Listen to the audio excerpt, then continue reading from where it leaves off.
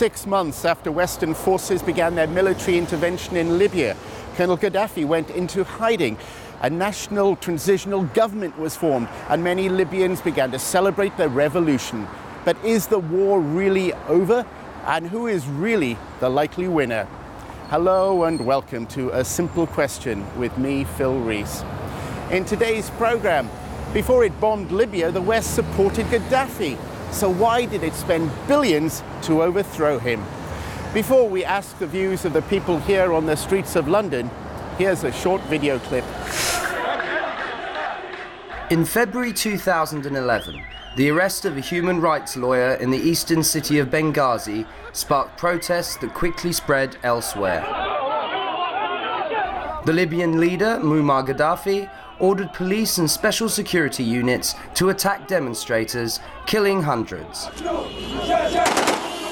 The protest escalated into an uprising, with opposition forces taking control of Benghazi and establishing an alternative government named the National Transitional Council. In March, the UN Security Council passed Resolution 1973, which authorized a no-fly zone over Libya and airstrikes to protect civilians. This decisive measure is meant to protect the civilian population who are being killed by Colonel Gaddafi and his regime, which was totally unacceptable, strongly condemned all across the world. NATO assumed command of military operations, which began with US and British forces firing over 110 cruise missiles into Libya during the first weekend. Warplanes from Britain and France undertook the brunt of the air sorties, and Britain's Royal Navy imposed a sea blockade on Libya. Following extensive NATO air raids, Libyan rebels initially captured territory, but were then forced back by pro-Gaddafi forces. The rebels appealed to the West for arms. There are claims that some countries supplied weapons despite that being prohibited by UN Resolution 1973. As the fighting continued amid regular NATO airstrikes, the rebels gained a breakthrough in August when they entered Tripoli and occupied Green Square, which they renamed Martyrs Square. We need freedom. Libyan people want solution, revolution. However, post-Gaddafi Libya remains divided on tribal, religious and regional grounds.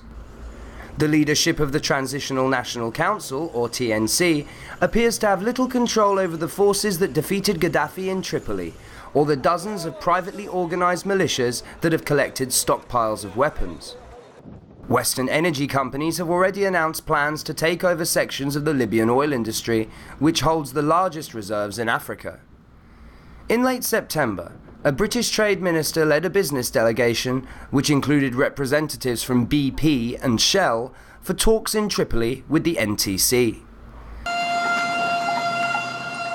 Meanwhile, the health minister of the NTC estimated that 30,000 died during the war and at least 50,000 were wounded. The Ministry of Defence estimates that British taxpayers will face a bill in the region of £1.5 billion for the UK's military intervention in Libya. A Simple Question is a programme that finds out what the public are thinking here on the streets of Britain. First today, I asked people what they knew about the UK's involvement in the overthrow of Gaddafi and whether they had any idea how much the government has spent on the conflict. The recent war on Gaddafi in Libya is that basically the community in Libya want him out, and it's been boiling up for years, and finally it's come to a head, and that is the long and short of it. My opinion is that it's an illegal war. We shouldn't have gone in there. The same thing, I understand that they've been using depleted uranium. I have seen evidence of it, but it's also at the same time denied. So it's difficult to... But if that is the case, then that is war crime. We didn't have although they had the 1973 resolution, it doesn't give us the right to put soldiers on the ground, but also it doesn't allow us to have regime change.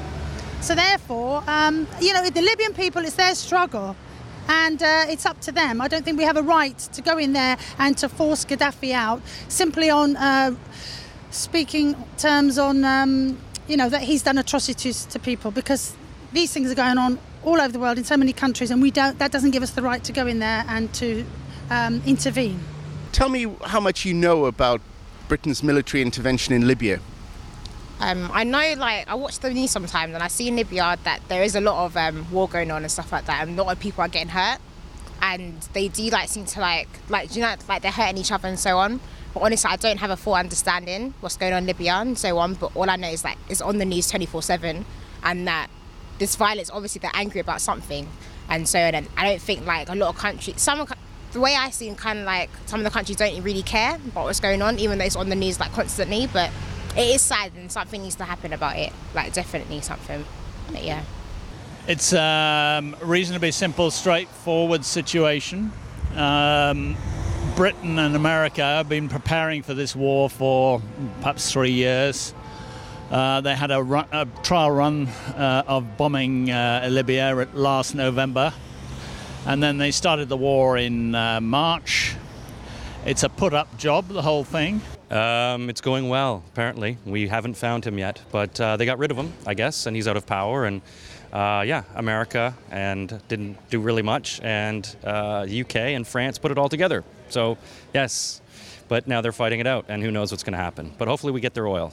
That's what it was all about, right? What do you know about Britain's involvement in the overthrow of Gaddafi? I know that we had some military involvement in it. We dropping a lot of bombs on Libya. We have provided backup to, the rebels in Libya. NATO has knocked out all their installations, aided the rebels, and under cover of all of that, you have special forces from around Europe who've actually been organising the fighting, because someone in Nike trainers with an AK-47 isn't really that good as a soldier unless they know how to use them, right? So, what's the war? Who's the war? How much do you think the war has cost?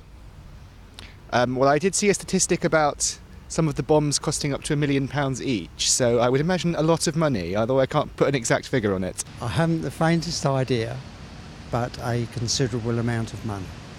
That's all I can say. It's a very difficult figure, that what they will say is perhaps 4, 5, 6 billion, something like that. But the truth of it is that doesn't count all the training and weapon purchases and the whole MOD expenditure. So basically, if you take into account all the expenditure every year, which is about 45 billion a year, all of that is backing up the attack on Libya. Do you know how much the war has cost Britain? No. Would it surprise you if I said anything up to 2 billion? Yes, because it hasn't been... Do you mean the war, what we're doing in Libya? Well, yeah, that does surprise me, because it hasn't been going on that long, really, compared to some other wars. And so, yeah, that does sound like quite a lot. I would guess, let's throw 2 billion out there. Is that about right? Maybe close to that? A couple billion? Yeah. How much do you think that the British military involvement there has cost? Incredible amount. I do remember reading that. Well, I don't know exactly, but I would imagine into the billions. Yeah. 1.7 billion, I think they've spent, that they've declared. How much do you think the British government has spent on the war in Libya? Probably a lot. Definitely in the millions. I don't know, 50 million or something, because I think it's quite important to them, because they've got a lot of trade links with them, I guess. Don't they have sanctions, trade sanctions on Libya as well? That's what I heard. If I tell you it's approaching 2 billion, would you be surprised? It's more than I thought, but I'm not massively surprised, no, because it's quite important to them, I think. Libya and the trade and things, and how the West views Libya. I wouldn't be surprised that they spend that much. Billions. Yeah.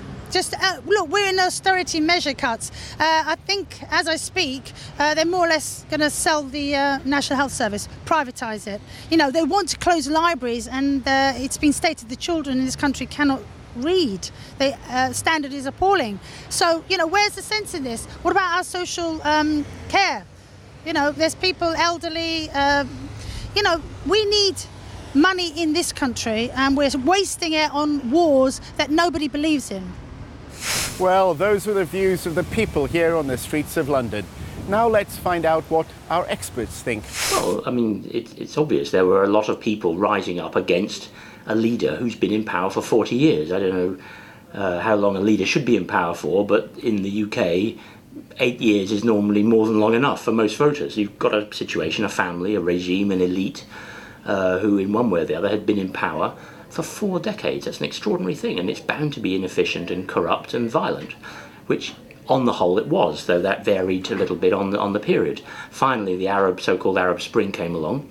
There was a feeling that in lots of countries, people wanted more pluralism. I mean, people, I think, feel that in the age of Twitter and the internet, they're entitled to have some sort of say in the way they're governed and the way their national resources are allocated. So people started protesting in Libya. The funny thing, if you like, the sad thing about Libya is if Colonel Gaddafi had asked the UN and the Brits and the Chinese and the Brazilians to help him negotiate some sort of reasonable new power-sharing arrangement, some pluralism, some substantive change, plus perhaps some element of reparations for people who'd suffered in the past, he'd probably still be leading the country.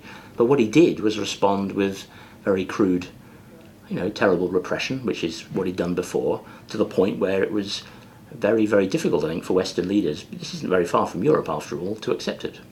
What I know about the war on Gaddafi in Libya is that the reasons why NATO went to war is nothing to do with the protection of civilians, because NATO doesn't go to war for that reason. NATO goes to war for particular interest to maintain and to bolster Western hegemony across the world. And in that frame of analysis, Gaddafi was way too much of a problem. Although Libya had a rapprochement with the West for less than a decade, actually, it's a very short time, relatively, the West used that rapprochement to put the people they want in power.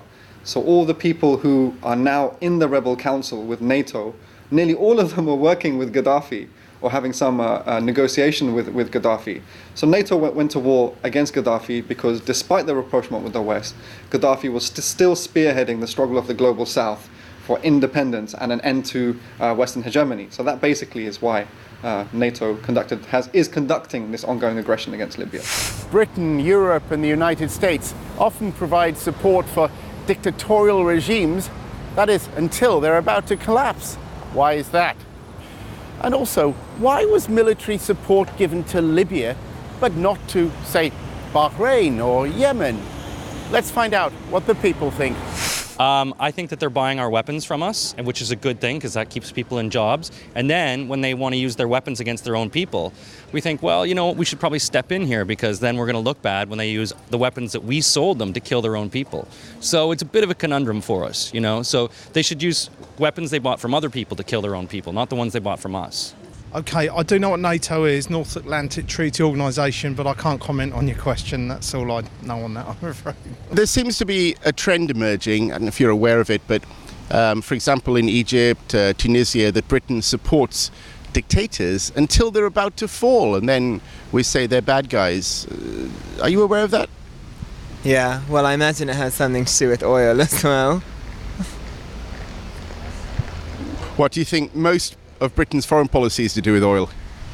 Well, I think we're only getting involved in countries that have oil. I think they support the dictators as long as they play ball with them, and well, as far as the Middle East is concerned, it's always to do with oil. So as soon as the dictators stop kind of playing ball and giving them the oil prices that they want, they'll help the rebels, And a friend of your enemy is my friend. Stuff, Absolutely appalling. I mean, the point is, if anybody commits a crime, then they need to be arrested and tried in a court. Now, NATO, for the last 40 years, has totally ignored the rule of law. And our government in particular has been a leader in ensuring that no one upholds the law. And I'm utterly appalled at the way in which our government said unequivocally legal. That is unequivocally incorrect and false. There is nothing lawful about our attack on Libya. There seems to be a trend now of Britain backing dictators, including Gaddafi, until they're about to fall. Why do you think that is happening? Because I think British foreign policy is to protect its own interests, and when you have a strong dictator who can do what Britain wants, then that's absolutely fine by us, isn't it? As soon as it looks like the dictator may fall, then Britain can see which way the wind blows, so it decides to back whoever, has a better chance of, selling us oil in this case, I guess. Why do you think it is that British governments are very close to some dictators until they're about to fall, and then they sort of assist in toppling them? I mean, what's all that about? Arms. It's one of our biggest exports is arms. The people that buy the most arms are crazy dictators, Libya, wherever else. They're same actually in other parts of the Middle East. They spend an awful lot on Eurofighters, missiles, and with companies like BAE Systems and so on. They're probably our largest customers. Whether or not you fully agree with what they do, while they've got their chequebook open and they're writing it to UK PLC, the government are going to back them. Well, of course that's what they do. When they stop being obedient, that's it. The hook. No money, no country. Look at Kazakhstan, Tajikistan. As long as you're obedient, you're fine. Why do you think that there's no military involvement in Bahrain, Yemen, and there is in Libya then? Because we can't really profit from anything that Bahrain or anything that they have, sorry.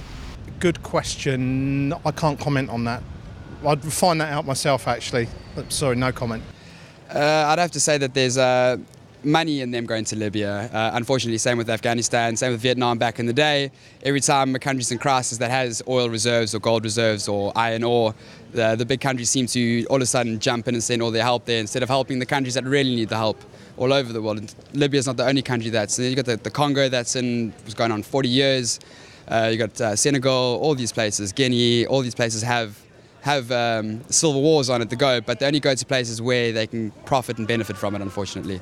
I mean, why do you think Britain was involved in Libya and yet wasn't involved in other nations in the Middle East that was experiencing the Arab Spring, such as Bahrain and Yemen? I do think oil comes down to it. To a certain extent, we have much bigger interests in Libya, but I also think we saw the opportunity in Libya. I think that Britain and the US and France wanted to have some control over the Arab Spring, over the revolutions, and I think that they saw the opportunity in Libya because it was a much more divided kind of state of affairs. It was taking a lot longer for the process to happen in Libya because of perhaps the strength or whatever, or the money or whatever of the Gaddafi regime. So I think they saw the opportunity to get themselves in there and to be part of the process and to shape the Arab Spring in the way they wanted it to be done. And Libya was the easiest place for them to do that.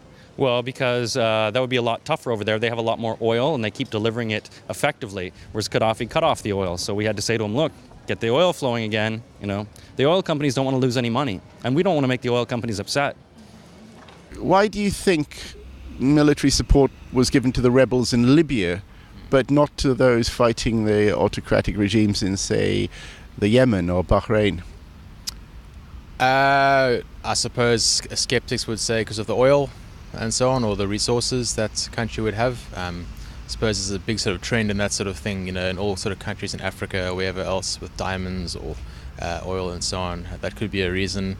I think Yemen has maybe more of an issue with Islamist extremism, so I don't know whether they'd be wary of that because of the knock-on effect it might have with the war on terror. It's also a place like Bahrain and so on. Again, it's people that buy our arms, isn't it? So you've got some very, very rich oil sheikhs there that buy a lot of arms and our aircrafts and that kind of thing. And we probably don't want to mess around with that, or the government doesn't want to mess around with that. Different views there from the British public. So what do our experts think is the aim of British policy in the Middle East? It doesn't follow that because you can't intervene everywhere, you shouldn't intervene somewhere. I think the point about Libya, it's actually quite a big country, not very well populated. So for the Gaddafi regime, once they started resorting to serious mass repression, it was fairly easy in military terms to stop that. They just blow up their trucks, blow up their tanks, blow up their kit, and they can't do it anymore. Whereas in somewhere like Bahrain, which is a much smaller place, the repression is much more immediate and somehow focused. And there may be, other policy reasons why you don't intervene. But it doesn't follow that because you don't intervene, you're not doing anything.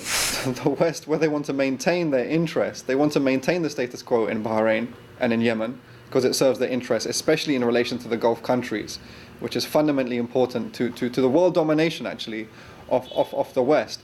But countries like Libya, Syria, Iran, Hezbollah in Lebanon, and the Palestinian resistance, these are thorns in the side of the West. These are countries which do not follow the diktat of the West. They follow an independent course, regionally, internally, and internationally. And so, in so doing, all of the countries of the global south will face war, including in Africa and Latin America. After Libya, Syria is next, although Russia and China have vetoed now.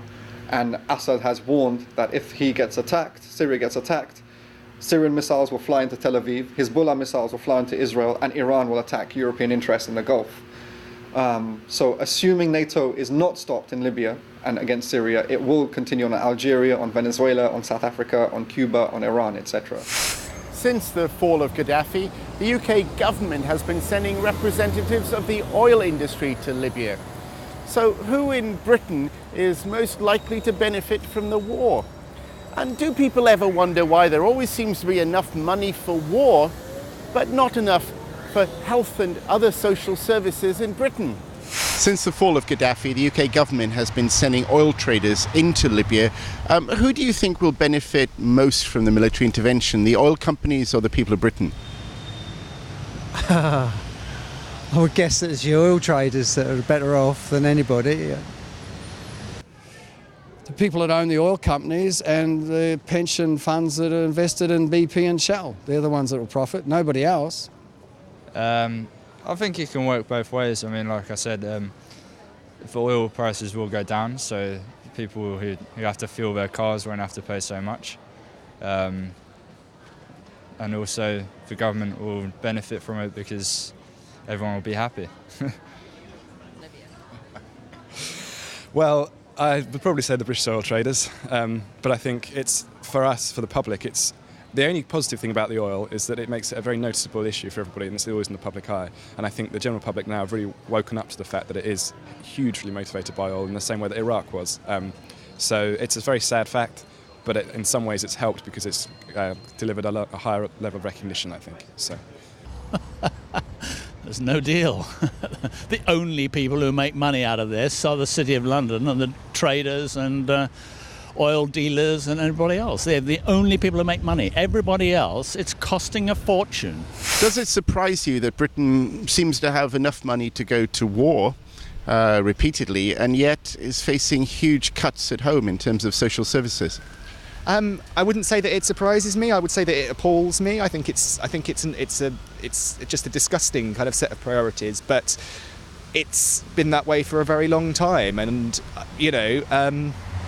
it's about the priorities of our government and the people in charge of this country. And yes, that's something that they see more of a priority of. So I think it's appalling. I wouldn't say it necessarily surprises me. Very good question. That's something that's vexed me for a long time, why the UK government, got a lot of cash injection to help other countries at war. Fair enough, sometimes they're justified, but, we need that money back here in the UK. I hate to say this, it's an old cliche, charity starts at home. Because they make their profit from a war, whereas they don't profit from dealing with their own issues. So if they keep pumping money back into the country, that money they spend, they're not going to gain back. But what they do, they don't realise they're not gaining back is that the public's gaining, boosting the economy, people have jobs, everybody's making money, so people making money, they're spending more money. But if we're sending all our money overseas and not helping our people make more money, then they're going to make more money in the short term. They make more money going over there, getting the oil, getting this. Whereas if you invest money in your country, it's a long-term gain, not a short-term gain as war is in modern society.